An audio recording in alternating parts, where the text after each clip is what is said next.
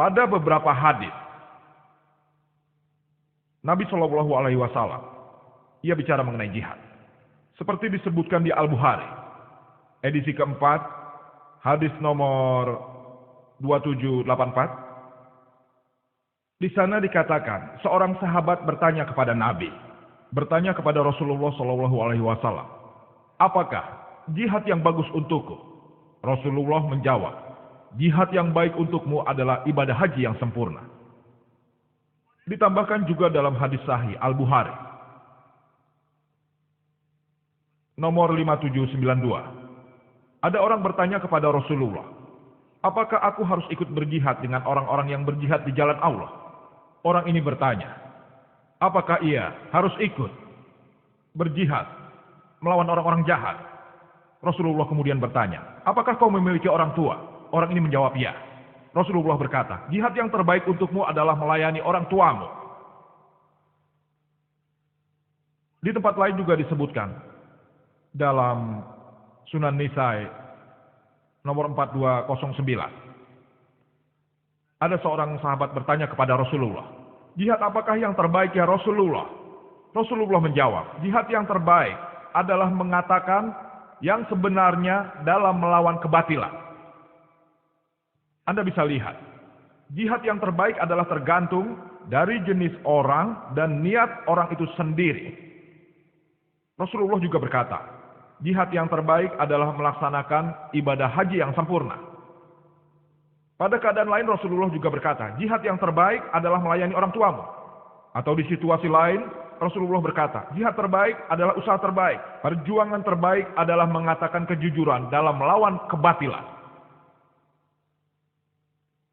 Hadis lain yang meriwayatkan jihad adalah Ibnu Sahihaban nomor 4686.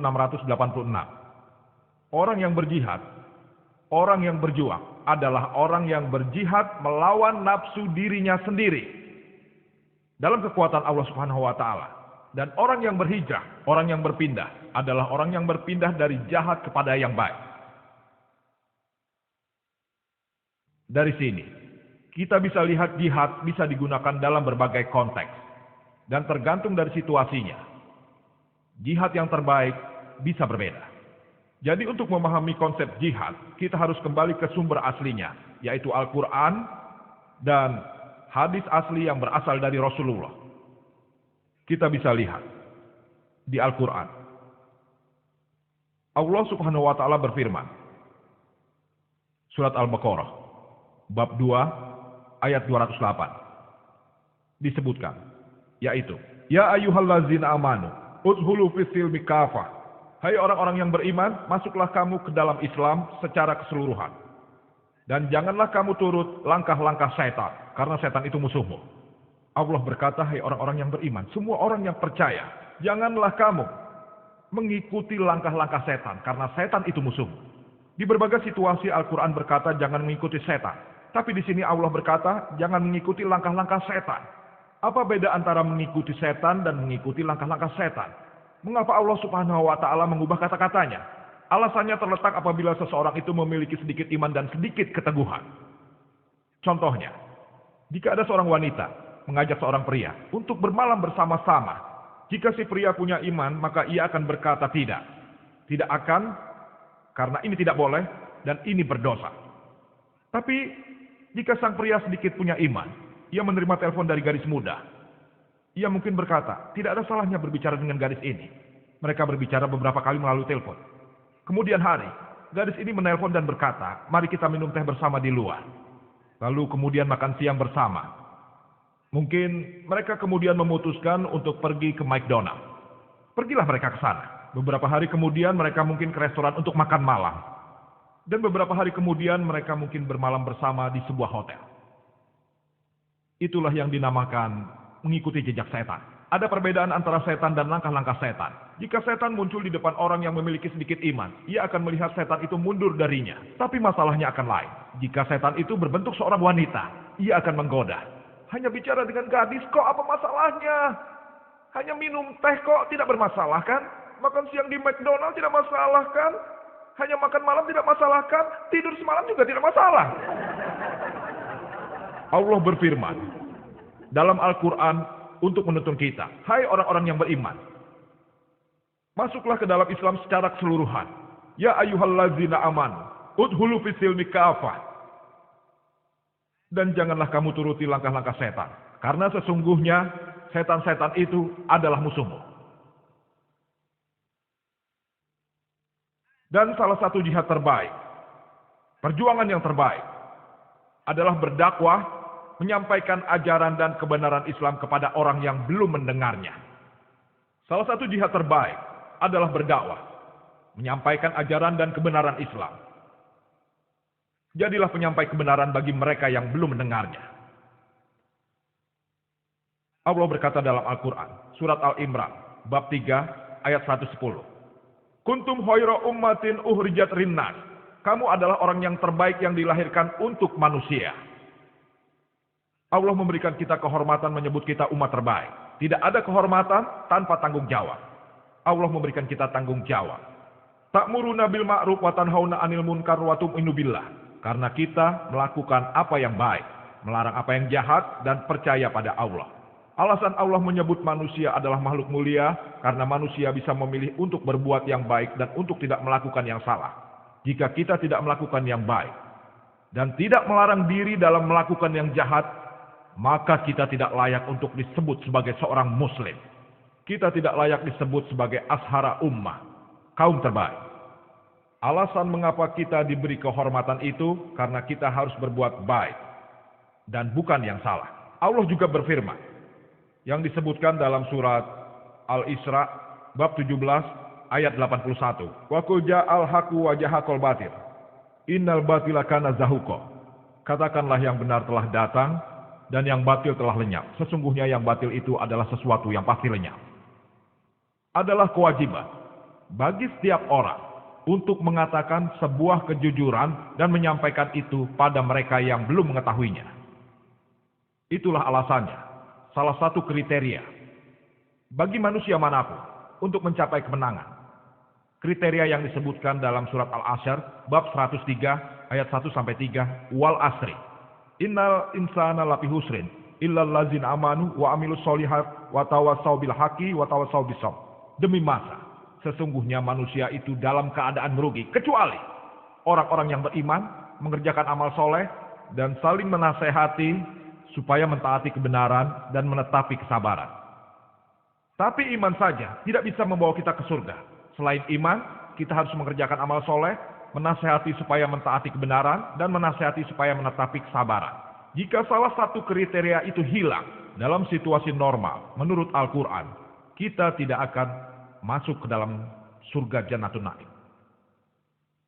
Kini kita melihat bahwa media internasional, lihat sekitar kita. Islam berada di garis peperangan. Ambillah media internasional.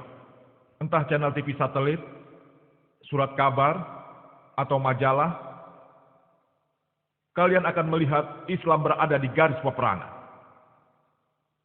Bahkan di internet pun terdapat propaganda untuk menentang Islam.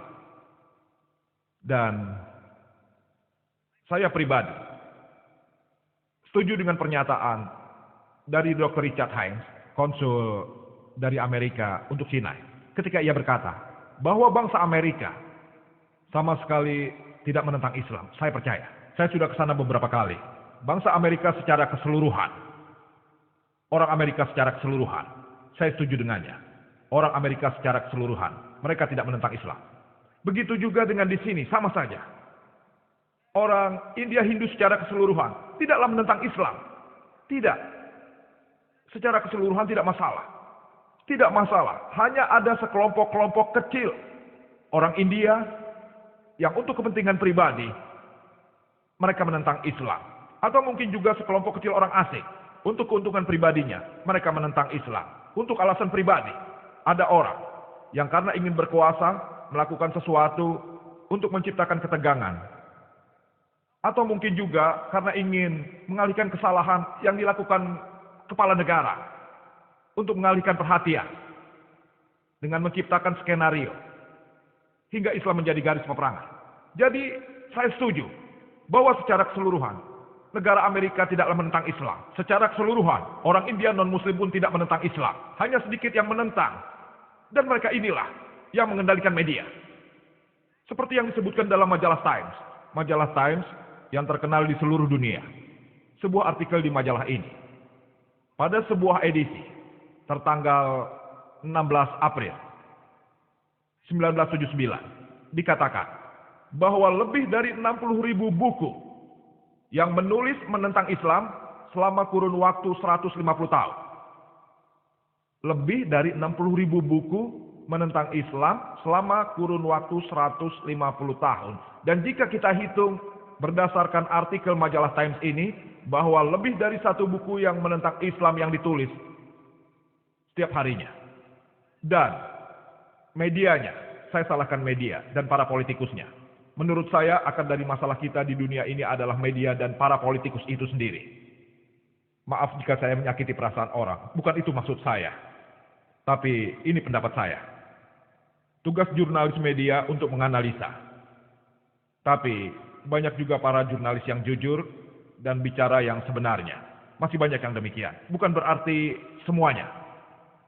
Saya yakin sekali tidak semuanya. Hanya masih banyak yang demikian. Jika kalian menganalisa pada masa sekarang ini, Islam adalah target media.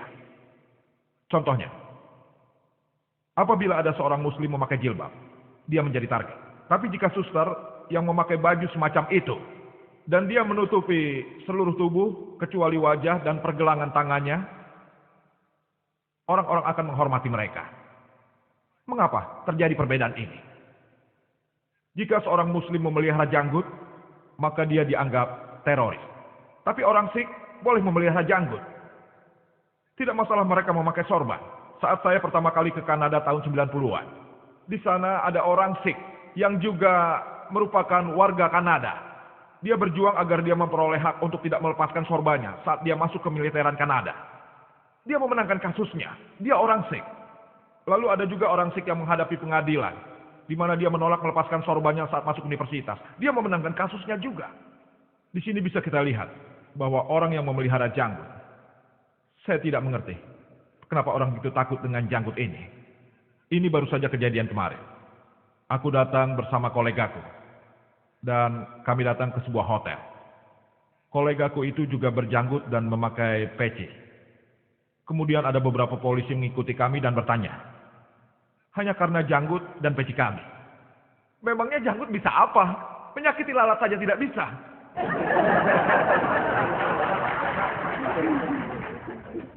Memangnya peci ini bisa apa? Apakah bisa menyembunyikan senjata di dalam peci? Jika seseorang membawa sesuatu, kita tentu bisa melihat apa yang dibawanya. Tapi janggut ini, menyakiti lalat saja tidak bisa. Jika kita analisa, banyak orang dari berbagai agama, mereka juga punya janggut. Pengikut Yesus Kristus misalnya, dan juga para Rasul Islam. Bahkan juga para pemimpin agama Kristen, mereka memiliki janggut, seperti juga saya. Semua anggota keagamaan, hampir semuanya, tapi tidak semua. Jika kalian analisa di tiap agama, kalian akan bisa lihat mereka punya janggut. Lalu apa masalahnya? Tidak ada masalah sama sekali. Jadi semua ini kesalahan media. Salah media karena target ini dipilih. Karena inilah kalian bisa melihat ada salah persepsi di masa sekarang ini mengenai Islam. Tapi orang muslim juga salah. Karena kita tidak benar-benar menyampaikan kebenaran kepada mereka. Kita tidak melaksanakan tugas. Kita lihat beberapa ayat Al-Quran dilaksanakan tidak dalam konteksnya. Dan salah satu ayat terkenal dalam Al-Quran bisa diterjemahkan sebagai Al-Quran berkata, jika kau lihat non-muslim, bunuh dia. Salah satu kritikus terkenal dari India, Anda tahu Arun Suri? Dia menulis buku yang berjudul Word of Fatwa dan juga Course Al-Quran. Di surat At-Taubah, bab 9, pada ayat 5. Al-Quran berkata, apabila kau menemukan orang kafir, dalam kurung Hindu, apabila kau menemukan orang kafir, dalam kurung Hindu, bunuh dia. Kepunglah dia di tempat pengintaian. Pikirkanlah apabila seorang Hindu biasa membaca ini. Al-Quran berkata, apabila kau menemukan orang Hindu, bunuh dia. Ini akan menimbulkan reaksi. Dia akan menentang Islam. Masalahnya adalah ada beberapa orang dengan ide mereka sendiri, karena pikiran mereka sendiri menulis buku Word of Fatwa. Dan dia mengutip ayat yang sama di surat At-Taubah, bab 9 ayat 5 sebagai referensi. Setelah ayat 5, dia langsung lompat ke ayat 7. Orang pintar manapun tahu sebabnya. Apa? Karena ayat 6 yang memegang kuncinya, yang menjawab tuduhan tadi. Jika kita membaca surat At-Taubah bab 9, dua ayat yang pertama menceritakan hubungan antara orang muslim dan orang musyrikin. Tapi hubungan ini diputuskan oleh orang-orang musyrikin di Mekah waktu itu. Karena itulah Allah dalam ayat 5 berfirman, di dalam medan perang, apabila kau menemui musuhmu, kafir berarti musuh yang tidak beriman. Apabila kau menemui musuhmu, bunuhlah dia. Dalam medan perang, jika seseorang menarik ini di luar konteks, ini akan terdengar sangat sinting. Pikirkan saat terjadi perang antara Amerika dan Vietnam. Jika jenderal militer Amerika berkata pada pasukannya di medan perang waktu itu, pasukanku, jangan takut, temukan orang Vietnam dan bunuhlah. Ini untuk meningkatkan semangat kan? Tapi hari ini, jika ada orang Amerika yang berkata temukan orang Vietnam dan bunuh mereka, ini akan terdengar seperti orang yang sadis. Ini di luar konteks. Tapi jika tugas jenderal militer untuk meningkatkan semangat yang akan dilakukan pada pasukannya, akan sama dengan yang difirmankan Allah dalam Al-Quran kepada orang beriman. Apabila musuh datang, ya bunuh mereka. Ayat selanjutnya, ayat 6 berkata, jika seseorang di antara orang musyrikin itu meminta perlindungan, dengar sekali lagi, jika mereka minta perlindungan, jika mereka meminta damai, antarkan dia ke tempat yang aman. Itu yang difirmankan Allah. Al-Quran tidak berkata jika mereka minta damai, lepaskan mereka. Tapi Al-Quran berkata, antarkan mereka ke tempat yang aman. Tapi pada masa ini, kebanyakan jenderal militer bersama anggota militernya berkata, jika musuh ingin damai, lepaskan mereka. Jenderal militer negara mana yang berkata, antarkan mereka ke tempat yang aman? Justru Quran yang mengatakan. Jika Anda membaca sesuai konteks, Anda akan tahu pesan sesungguhnya dari Al-Quran. Sebaiknya kita baca kitab agama manapun. Saya mempelajari perbandingan agama. Saya membaca kitab-kitab agama lain. Alkitab, Perjanjian Baru, Perjanjian Lama, Kitab Sikh. Semuanya sudah saya baca. Dan saya temukan, di hampir semua kitab-kitab ini, hampir semuanya, kitab tersebut menyebutkan tentang berperang dan membunuh. Saya dapat memberikan kutipan. Jika Anda baca Alkitab, di kitab Keluaran pada Perjanjian Lama, bab 22 ayat 18 sampai 20. Bab 32 juga soal membunuh. Bab 31 membunuh. Perjanjian Baru di Injil Lukas, di situ juga menyebutkan membunuh. Jika Anda ingat cerita tentang Yesus ketika ia pergi ke Taman Getsemani, ia menyuruh para rasulnya untuk mengambil tempat dan berdiri di sana dan meminta rasulnya untuk mencambuk. Dari bukti-bukti ini bisa Anda lihat bahwa berperang adalah hal yang lumrah di semua kitab. Bahkan kitab yang baru, Mahabharata, di situ pun ada. Tidak salah kan? Di bab 2 Anda akan tahu. Ketika Arjuna merasa sedih, ketika ia harus berperang melawan saudaranya, Arjuna berkata, bagaimana aku bisa membunuh saudaraku dan ratusan orang di depan sana? Jadi Arjuna diberikan bimbingan oleh Tuhan Krishna. Dan Tuhan Krishna berkata padanya, berjalanlah dalam kebenaran. Saat kau dalam kebenaran, kau tidak perlu melihat siapa di depanmu, entah saudara atau musuhmu. Begitulah adanya. Kebenaran akan selalu berada jauh lebih tinggi dari hubungan apapun. Seperti juga difirmankan dalam surat An-Nisa, bab 4 ayat 135. Ya ayyuhallazina amanu, hai orang-orang yang beriman, jadilah kamu orang yang benar-benar penegak keadilan, menjadi saksi karena Allah. Biarpun terhadap dirimu sendiri, orang tuamu, saudaramu baik kaya ataupun miskin, maka Allah lebih tahu kemaslahatannya. Jadi jika Anda mempelajari semua kitab, walaupun mungkin itu tidak selalu sama, tapi selalu saja mereka menyebutkan soal berperang.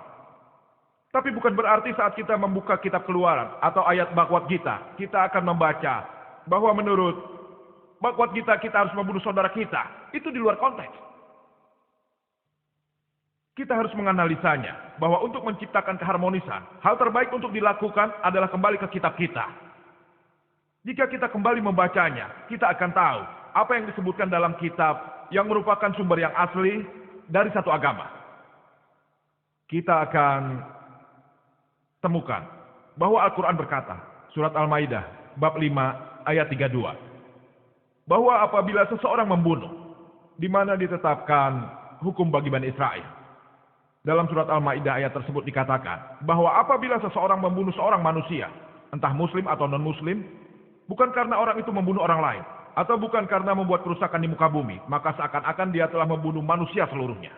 Al-Quran berkata apabila seseorang, entah muslim atau non-muslim, membunuh orang lain entah muslim atau non-muslim, kecuali ia membunuh orang lain atau membuat kerusakan di muka bumi, maka seakan-akan ia membunuh manusia seluruhnya. Ayat ini berlanjut.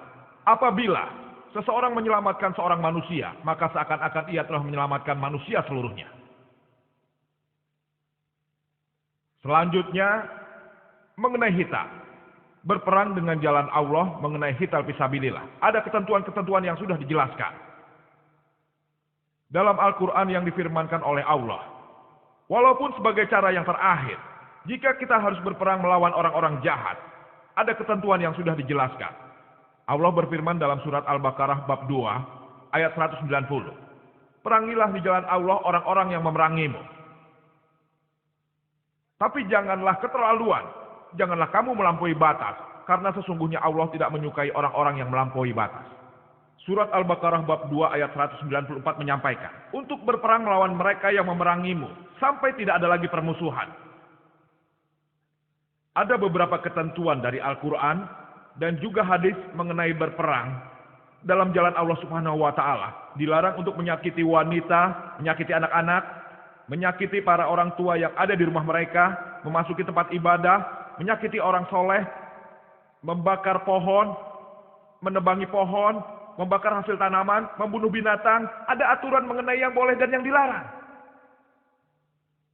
Dan menurut sebuah buku yang ditulis berdasarkan pelajaran mengenai Nabi Muhammad, di sana dikatakan, dalam semua peperangan yang terjadi pada masa Nabi Muhammad, semua masa ini, dia menghitung dari sumbernya sendiri, bahwa terdapat 1018 orang terbunuh. Berapa? 1018. Anda tahu statistik perang dunia pertama, berapa yang terbunuh? Berapa? 20 juta orang, 10 juta pasukan dan 10 juta warga biasa. Perang dunia kedua, 13 juta yang terbunuh. Dan 30 juta lainnya terluka. Bandingkan. Anda akan lihat jika kita kembali ke sumber yang asli. Anda akan tahu alasan sesungguhnya. Dan pengajaran yang sesungguhnya. Di belakang semua pernyataan Al-Quran. Dan tuduhan yang paling umum berkembang saat ini. Yang paling di atas di daftar konsep-konsep keliru adalah bahwa Islam disebarkan dengan pedang secara paksa. Islam berasal dari kata dasar wassalam, yang berarti damai, dan juga berarti penyerahan diri kepada Tuhan Allah yang Maha Besar. Seseorang yang menyerahkan diri kepada Allah Maha Besar untuk mendapatkan damai, ia akan disebut Muslim. Bayangkan, jika Anda menerjemahkan pernyataan Islam disebarkan dengan pedang, berarti damai disebarkan dengan pedang. Dan Islam secara umum menentang peperangan. Tapi sebagai cara terakhir, kekerasan boleh digunakan. Di negara manapun yang ada di dunia ini, dimanapun terdapat polisi. Polisi-polisi ini pasti akan memperhatikan warga negara lainnya. Dan jika warga tidak mengikuti hukum negaranya, polisi-polisi ini akan menggunakan kekuatan untuk menjaga kedamaian negaranya. Karena itulah tiap negara punya polisi. Mereka dapat menggunakan kekerasan, boleh memiliki senjata. Tapi Islam menentang peperangan. Kita ingin damai. Tapi sebagai cara terakhir, apabila ada orang yang tidak menginginkan kedamaian dan ingin mengganggu kedamaian, maka untuk mengendalikan orang-orang semacam inilah, Islam memberikan izin untuk menggunakan kekerasan. Cara terakhir. Jawaban atas konsep keliru bahwa Islam disebarkan dengan pedang, diberikan dengan baik oleh ahli sejarah yang terkenal bernama O'Leary. O'Leary ini ahli sejarah yang terkenal. Dan menulis bukunya, Islam at Crossroads, pada halaman 8. Dia berkata, bahwa sejarah membuat semuanya jelas.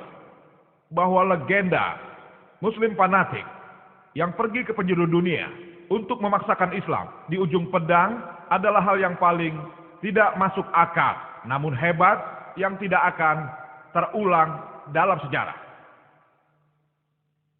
Jadi tulisan O'Leary dalam bukunya tersebut membuat sejarah jadi jelas bahwa legenda Muslim fanatik yang pergi ke penjuru dunia untuk memaksakan Islam di ujung pedang adalah hal yang paling tidak masuk akal, namun hebat dan tidak akan terulang dalam sejarah.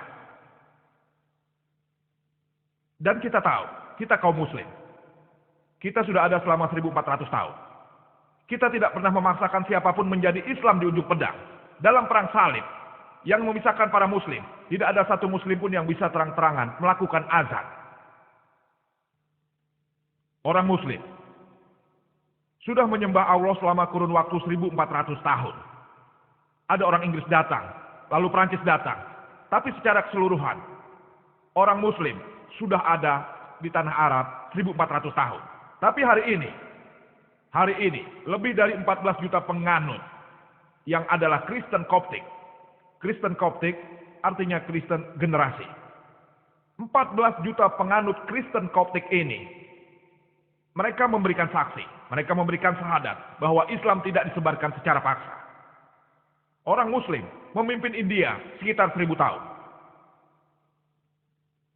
Jika mereka mau, mereka bisa memaksa tiap warga India untuk menerima Islam. Tapi hari ini, setelah 1000 tahun, kita temukan di India bahwa lebih dari 80% dari orang India bukanlah Muslim. 80% India non-Muslim ini, mereka memberikan saksi, memberi syahadat bahwa Islam tidak disebarkan secara paksa. Pasukan Muslim apa? Pasukan Muslim apa yang ke Malaysia? Malaysia adalah negara yang lebih 50% penduduknya adalah Muslim. Pasukan Muslim apa ke Indonesia? Negara yang memiliki penduduk Muslim paling banyak di dunia. Pasukan Muslim apa yang ke benua Afrika? Pasukan Muslim apa? Yang mana? Ada kisah dari seorang ahli sejarah terkenal dari Eropa. Ia berkata, pedang yang mana? Pertama kita harus punya pedang dulu. Setiap gagasan baru mulai dari satu pikiran. Dari satu pikiran seorang manusia. Satu manusia terhadap seluruh dunia. Satu terhadap semua orang lainnya. Jika gagasannya bagus, ia akan mengangkat pedang dan mempropagandakannya. Pertama, ia harus mengangkat pedangnya. Pedang itu adalah intelektualnya. Seperti firman Allah dalam surat An-Nahl bab 16 ayat 125. Ud'u ila sabili rabbika bil hikmah wal mau'izatil hasanah wajatil billati ahsan. Serulah manusia dalam jalan Tuhanmu dengan hikmah dan pelajaran, dengan cara yang baik, dan bantahlah mereka dengan cara yang baik. Perhatikanlah ini. Ada sebuah artikel dalam majalah yang merupakan reproduksi dari buku yang dulu diterbitkan tahun 1986. Artikel ini memberikan statistik peningkatan agama-agama terbesar di dunia dalam jangka waktu 50 tahun. Dari 1934 sampai dengan 1984. Di situ dikatakan, agama nomor satu yang tumbuh paling pesat adalah Islam. 235%. Dalam waktu 50 tahun, Islam berkembang sebanyak 235%. Agama Kristen hanya 45%. Saya ingin bertanya, perang apa yang terjadi antara tahun 1934 sampai 1984? Siapa yang memaksa non-Muslim untuk menjadi Islam? Siapa? Hari ini, agama yang berkembang di Amerika tercepat adalah Islam. Agama yang berkembang paling cepat di Inggris, Islam. Saya ingin bertanya. Sekarang saya ingin tahu, Muslim mana yang memaksa bangsa Amerika untuk menerima Islam? Saya bertanya, Muslim mana yang memaksa orang Eropa menerima Islam? Itu kan kebebasan bicara di Amerika, kebebasan bicara di Eropa. Saya berceramah tadi pagi dan saya berkata, topiknya adalah wanita dalam Islam. Apakah mereka direndahkan? Di mana media menyorot wanita-wanita Islam dan berkata bahwa wanita-wanita Islam direndahkan. Lalu mengapa? Dari seluruh orang yang menerima Islam, 2/3-nya adalah wanita. Jika Islam merendahkan wanita, mengapa wanita-wanita non-Muslim menerima Islam? Ini karena Islam memiliki penyelesaian untuk masalah manusia. Dari data statistik konsul di Amerika, di Washington, tercatat bahwa dalam 2 bulan setelah kejadian 11 September, 2 bulan setelah itu, 20.000 orang Amerika menerima Islam.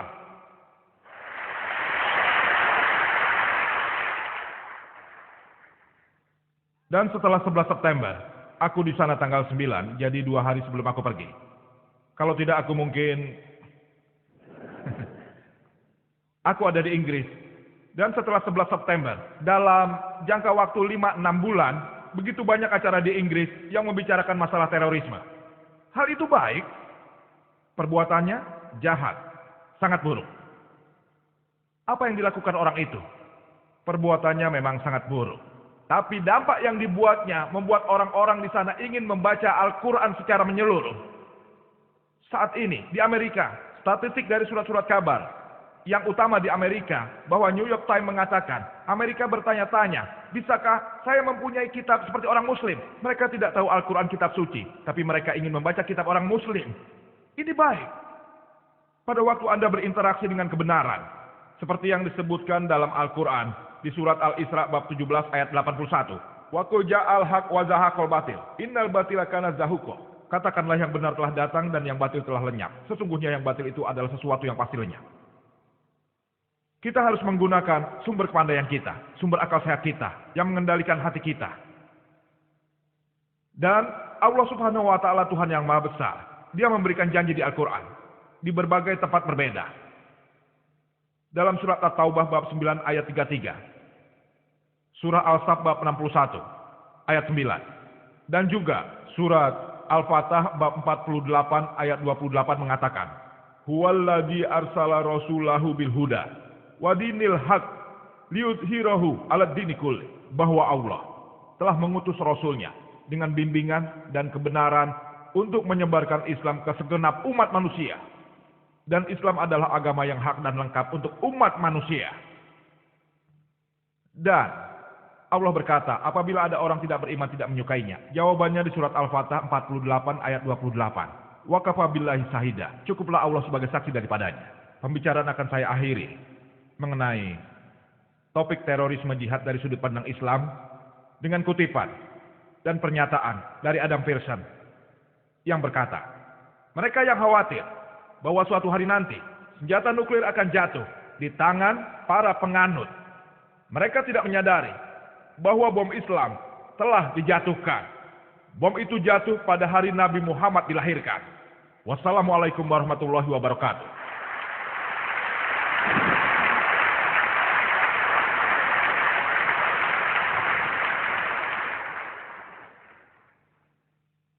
Terima kasih Dr. Zakir Naik. Sekarang kita minta saudara kita untuk memberikan penghormatan kepada pembicara utama kita hari ini, Dr. Zakir Naik, dan juga tamu-tamu kehormatan.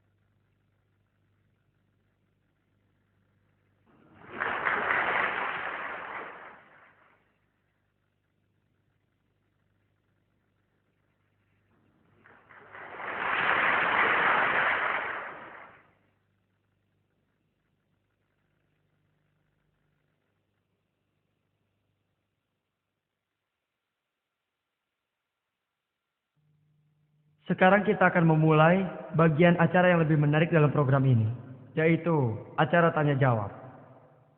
Mohon bertanya secara bergiliran. Ada pertanyaan pertama?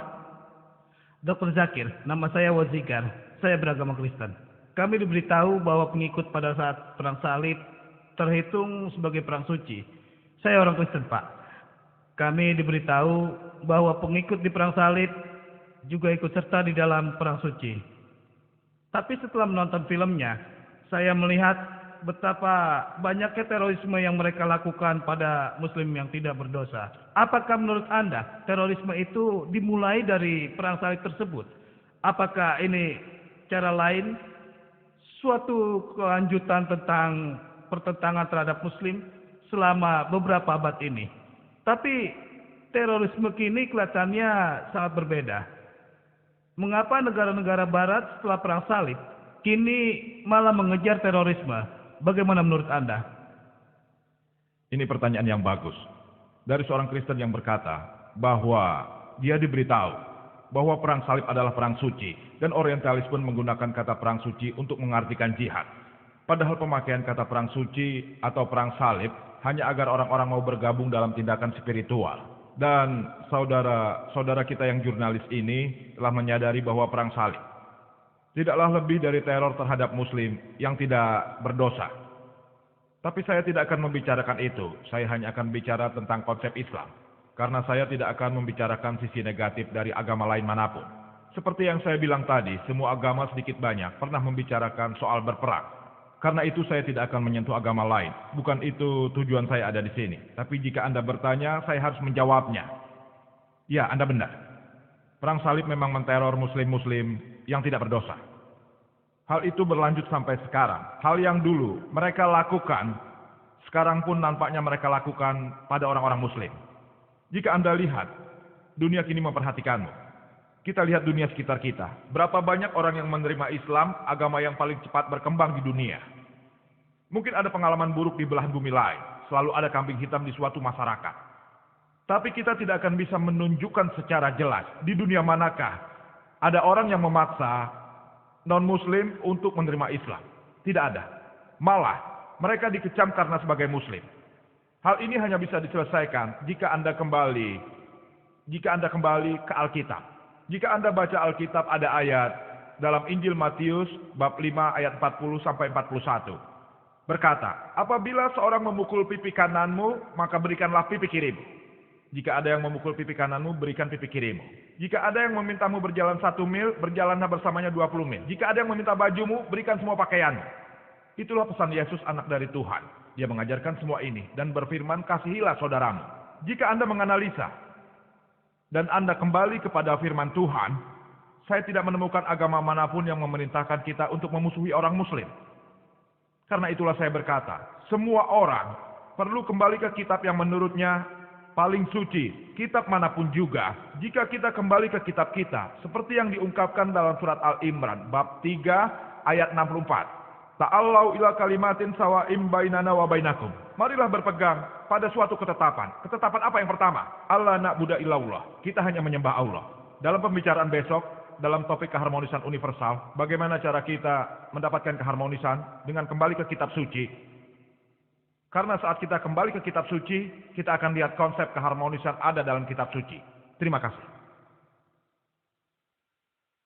Halo, nama saya Raja. Assalamualaikum. Waalaikumsalam. Dengan nama Allah, Maha Pengampun, lagi Maha Penyayang.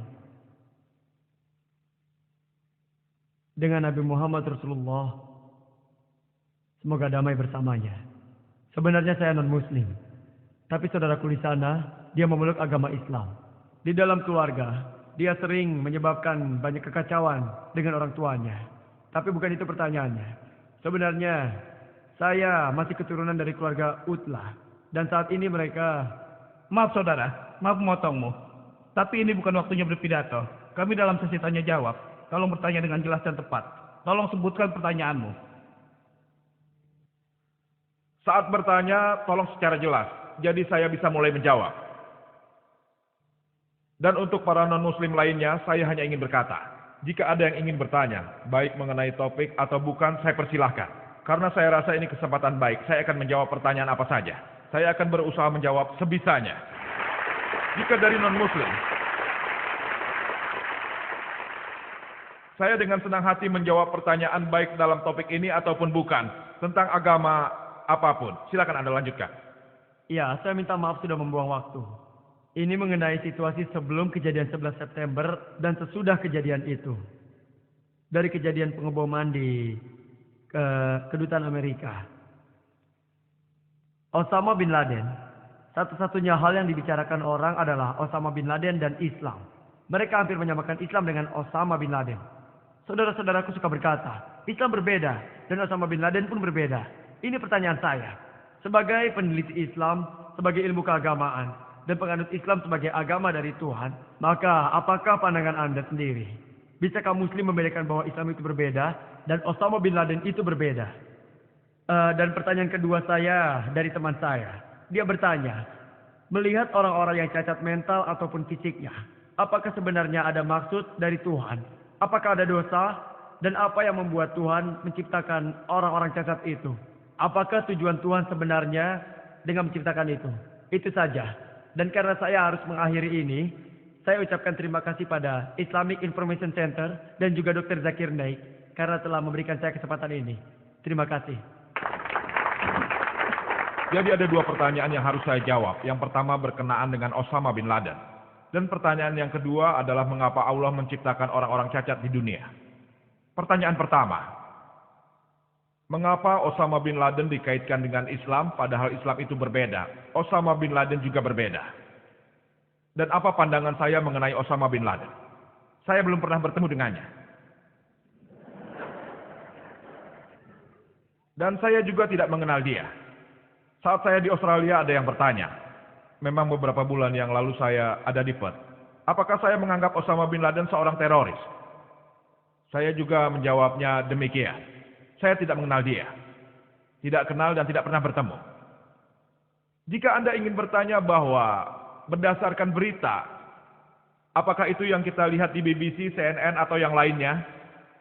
Jika saya percaya berita itu, saya katakan Osama bin Laden itu teroris. Tapi Al-Quran berkata, surat Al-Hujurat, bab 49 pada ayat 6, bahwa kapanpun kamu mendapat berita, sebaiknya periksa dengan teliti sebelum kamu menyampaikan pada orang lain.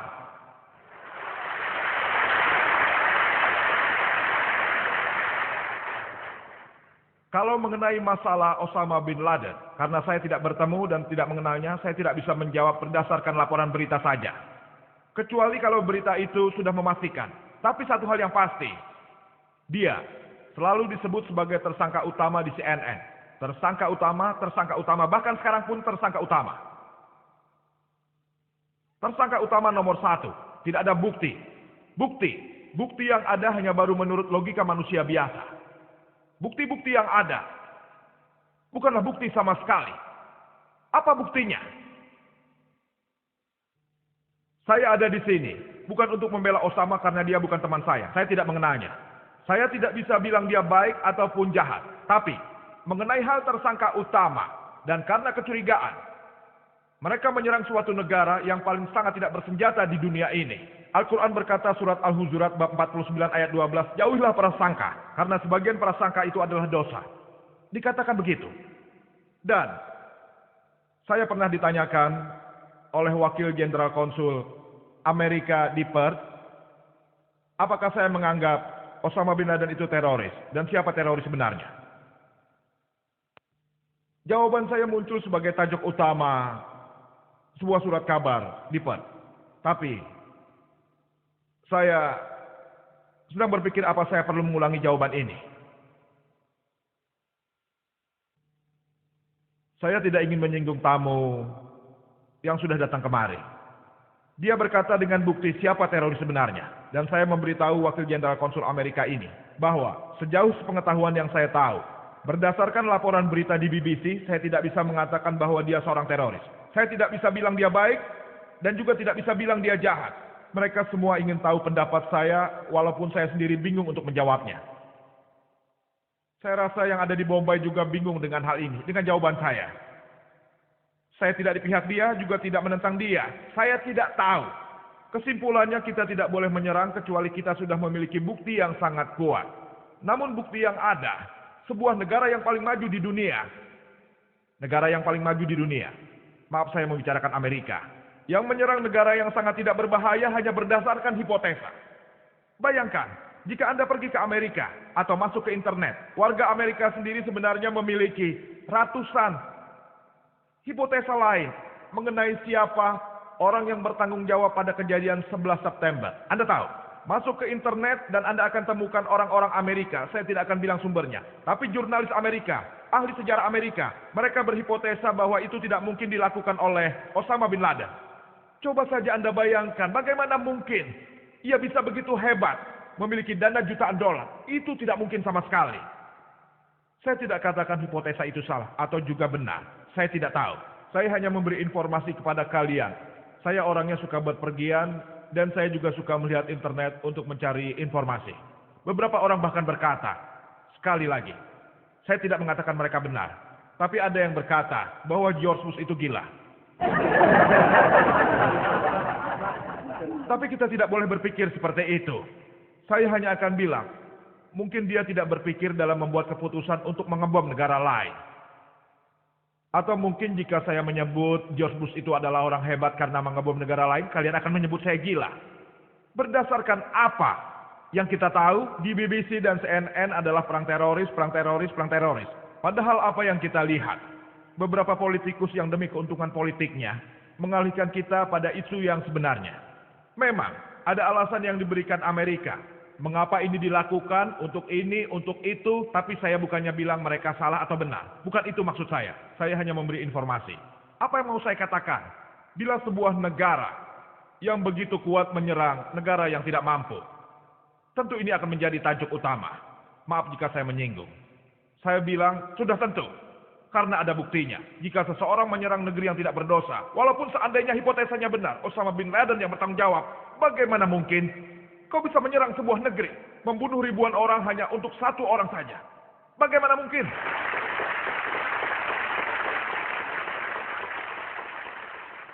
Ini tindakan teroris. Jadi menurut pendapat saya, jika berdasarkan berita yang dilaporkan CNN atau BBC, kita menyetujui tindakan George Bush untuk menyerang negara yang paling tidak mampu, menurut saya, teroris nomor 1 yang harus masuk di surat kabar adalah orang yang bernama George Bush. Itu jawabannya. Sekali lagi saya minta maaf karena saya tidak mau menyinggung siapa-siapa. Tapi tolong jangan salah mengerti. Karena seorang wakil jenderal konsul Amerika di Ford menanyakan ini pada saya. Sadarilah bahwa kita tidak bisa menyalahkan siapapun tanpa bukti. Islam berkata, jika seseorang memberi pernyataan palsu, dan jika dia diteliti lebih lanjut, dan terbukti berbohong, maka dia akan dihukum. Islam juga berkata, apabila kau mendapat berita, teliti dulu sebelum kau menyampaikannya pada orang lain. Dan ini adalah salah satu penyebab utama gangguan. Tapi sebaiknya kita diskusikan ini besok saja. Salah satu penyebab utama gangguan adalah memberikan propaganda yang palsu. Dan jika kita analisa sekarang ini, yang terakhir-akhir ini, teroris nomor 1 adalah Saddam Hussein. Media membutuhkan seseorang untuk berada dalam sorotan. Seseorang agar isu itu tetap hangat. Seseorang ini selalu berasal dari sisi lain. Sadarilah ada beberapa orang yang untuk kepentingan pribadinya, mereka ingin mengalihkan perhatian kita, agar kita selalu terkecoh. Saya pribadi tidak mengenal Osama bin Laden. Tapi jika ada yang mengutuk dia, saya ingin berkata, jika Anda mengutuknya, jangan hanya hipotesa atau paspor yang ditemukan di WTC. Ada artikel yang berkata, jika lain kali ditemukan baju polisi Amerika dengan paspor, tidak akan ada masalah. Apakah mungkin ada paspor yang tidak terbakar di tempat terjadinya tabrakan itu, padahal panasnya lebih dari 1000 derajat. Tapi mereka menemukan paspor. Kita harus menyadari sebagai muslim, bahwa sebenarnya, siapapun yang mendengar tuduhan baik muslim ataupun non-muslim, sebelum kita menyetujui sebaiknya kita punya bukti. Jika tidak ada bukti, saya tidak akan setuju, dan saya akan memberikan pernyataan palsu. Pertanyaan kedua, yaitu, mengapa? Apa alasannya Tuhan menciptakan orang-orang yang cacat? Ada alasannya dalam Al-Quran. Surat Al-Muluk bab 67 ayat 2. Allazi khalaqal mauta wal hayata. Allah lah yang menjadikan mati dan hidup supaya dia menguji siapa di antara kamu yang lebih baik amalnya. Pertanyaan yang Anda tanyakan, mengapa Tuhan menciptakan orang yang cacat? Miskin atau cacat lahir atau seperti jantung tidak sempurna? Ini juga membuat ahli filosofi Hindu bertanya-tanya. Itulah sebabnya ahli filosofi Hindu membuat suatu filosofi yang disebut samskara, siklus lahir dan kelahiran ulang. Jika Anda baca dalam buku perbandingan agama-agama, filosofi Hindu membicarakan kelahiran, lalu kelahiran lagi, begitu seterusnya. Al-Quran pun membicarakan kehidupan setelah kematian, tapi tidak membicarakan hidup lalu mati, hidup mati, hidup mati, hidup mati. Tidak ada perputaran itu. Tapi filosofi Hindu itu berdasarkan karma. Setiap karma itu berdasarkan perbuatan kita dan memiliki akibat. Jadi berdasarkan ahli filosofi Hindu menciptakan filosofi, bahkan mungkin hidup sebelumnya. Orang-orang ini melakukan hal yang jahat, dan itu sebabnya mereka cacat di masa hidup sekarang. Tapi ini tidak disebutkan dalam kitab Weda pertama. Weda seharusnya merupakan kitab asli agama Hindu. Dan di Weda sama sekali tidak pernah disebutkan. Hanya di Hindu yang pernah menyebutkan hal ini. Tapi Kristen tidak percaya, Islam juga tidak. Karena kita tidak bisa menjawab mengapa ada orang dilahirkan tuli, atau dengan jantung tidak sempurna. Mereka menciptakan logika dan filosofi bahwa saat manusia mati, mereka akan berubah bentuk. Dan jika mereka berbuat jahat di hidup sebelumnya, mereka akan lahir secara cacat. Mereka juga percaya, jika seseorang berbuat baik di masa hidupnya, dia akan terlahir dengan tingkatan yang lebih tinggi. Dan tingkat teratas makhluk hidup adalah manusia. Jika Anda berbuat jahat, Anda akan menjadi makhluk hidup yang lebih rendah hidupnya. Mungkin kucing, anjing, atau makhluk yang lebih rendah lainnya. Jika berbuat baik akan menjadi makhluk yang lebih tinggi. Saya ingin bertanya, kriminalitas di dunia hari ini bertambah atau berkurang? Bertambah atau berkurang? Bertambah atau berkurang? Bertambah. Keputusan bulat, bertambah. Populasi orang di dunia saat ini bertambah atau berkurang? Bertambah. Jika saya setuju logika ini, perbuatan jahat membuat makhluk jadi lebih rendah, maka populasi dunia seharusnya berkurang.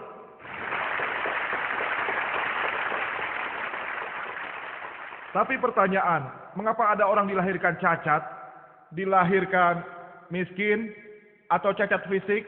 Jawabannya ada di Al-Quran, surat Al-Mulk, bab 67 ayat 2. Allazi khalaqal mauta wal hayata. Allah lah yang menjadikan mati dan hidup, agar dia bisa menguji siapa di antara kamu yang lebih baik amalnya. Hidup di dunia ini adalah ujian Allah. Berdasarkan ujian yang diberikan padamu, Anda akan dihakimi. Allah Maha Besar menghakimi tiap orang dengan cara yang berbeda. Saat kita sedang ujian, setiap tahun soal-soal ujian itu berbeda. Jika soalnya sama, mana ujiannya? Soal terus berubah. Sama seperti Allah Subhanahu wa Ta'ala menguji orang yang berbeda dengan cara yang berbeda. Jika kau diberi kekayaan, maka ajaran Islam berkata kau harus menyumbangkan 2,5% dari kekayaanmu. Itu disebut zakat. Orang miskin tidak perlu memberi zakat, dia harus menerima ratusan zakat. Kalian tahu orang kaya, Allah memang tidak pernah berkata bahwa orang kaya itu tidak akan mungkin masuk surga. Tapi Allah berfirman, akan sulit bagi orang kaya untuk masuk surga. Jika kita pelajari, tergantung dari ujian yang diberikan Allah padamu, kau akan dihakimi sesuai dengan ujianmu. Kalau kau kaya, berikan sumbangan. Kalau kau miskin, ya tidak perlu menyumbang. Ada orang yang dilahirkan dengan jantung tidak sempurna, ataupun cacat. Anda bertanya, apa salah anak kecil itu? Apa dosa dia? Tapi kami dalam Islam percaya bahwa tiap anak yang baru lahir itu polos dan tidak berdosa, tidak bersalah. Tapi saat ia lahir mungkin seperti difirmankan di Al-Quran, kekayaan, anak-anakmu, istrimu adalah ujian bagimu. Mungkin anak itu ujian bagi orang tuanya.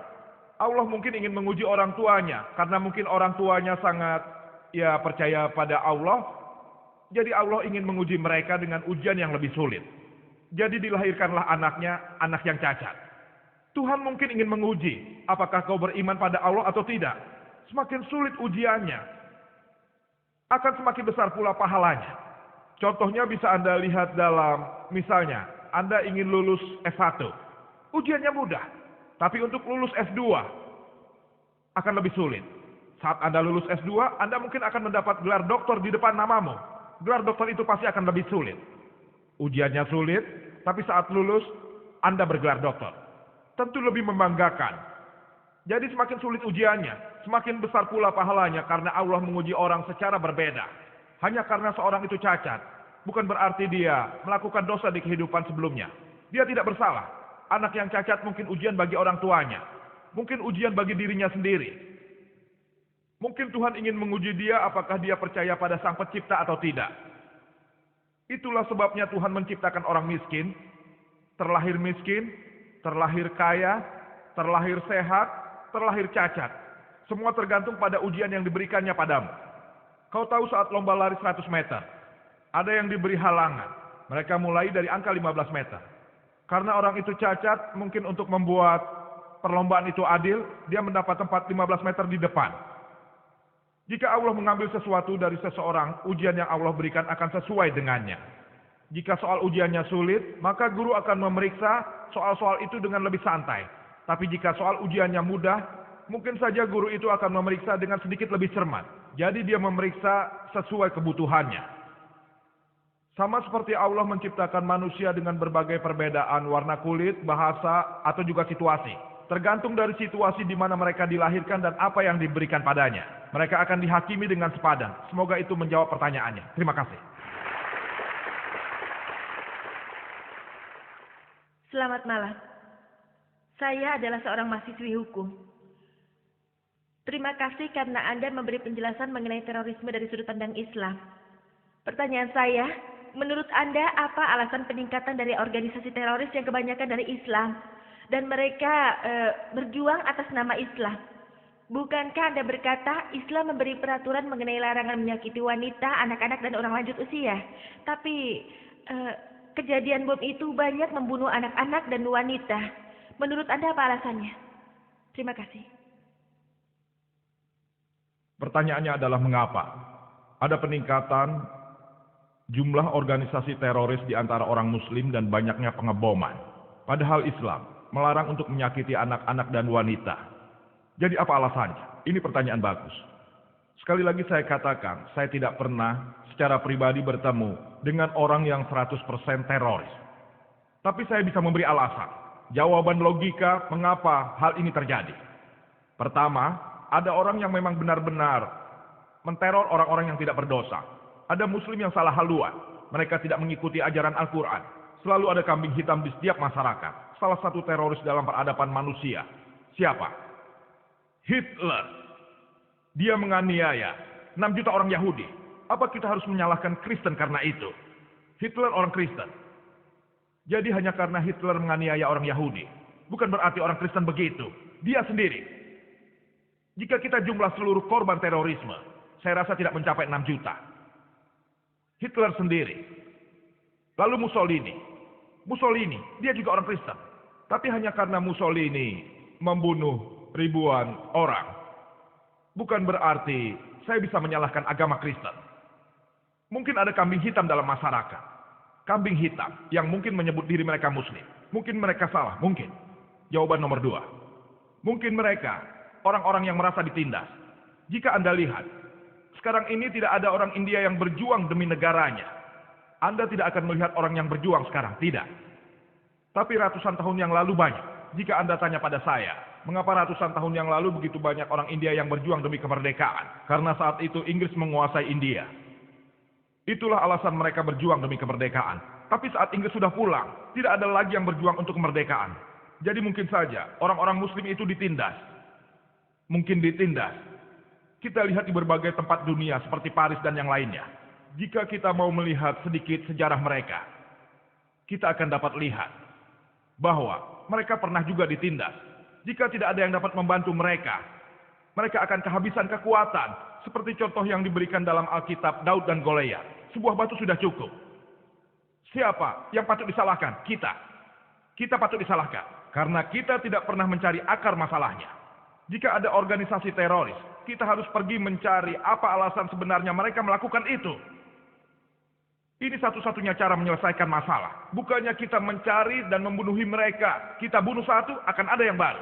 Seharusnya kita semua mencari tahu alasannya. Mengapa mereka melakukan tindakan teroris? Kita harus kembali ke akar masalahnya. Ambillah contoh Palestina. Ketika Hitler menganiaya 6 juta orang Yahudi. Ketika orang Yahudi diusir dari Jerman. Orang Palestina berkata, marilah saudara, kalian saudara kami, masuk dan bergabunglah. Ini seperti kita menyambut seorang asing dalam rumah kita. Beberapa bulan mereka mengusir kita keluar. Dan ketika kita membuat keributan di luar rumah karena ingin merebut rumah kita, apa kita pantas disebut teroris? Apa saya teroris? Karena saya menyambut orang asing seperti saudara sendiri, lalu menyuruh mereka masuk ke rumah saya. Tapi ketika saya diusir beberapa bulan kemudian, dan saya meminta rumah saya kembali, saya teroris.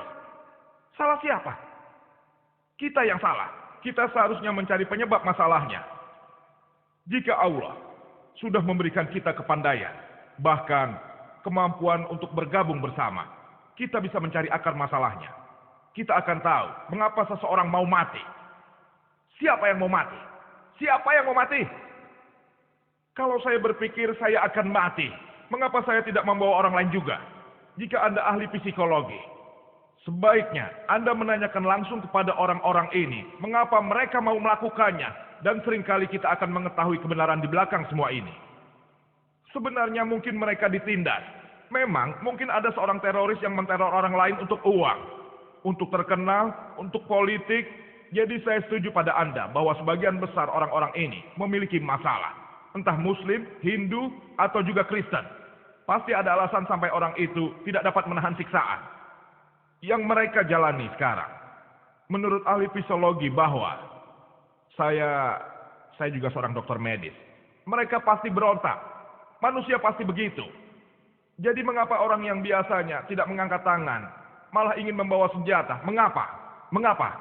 Yang perlu kita lakukan adalah mencari tahu akar permasalahannya dan berusaha untuk menyelesaikan masalah yang sebenarnya. Karena hanya cara ini, kegiatan teroris ini bisa berhenti dan semua manusia bisa hidup secara berdampingan tanpa rasa permusuhan.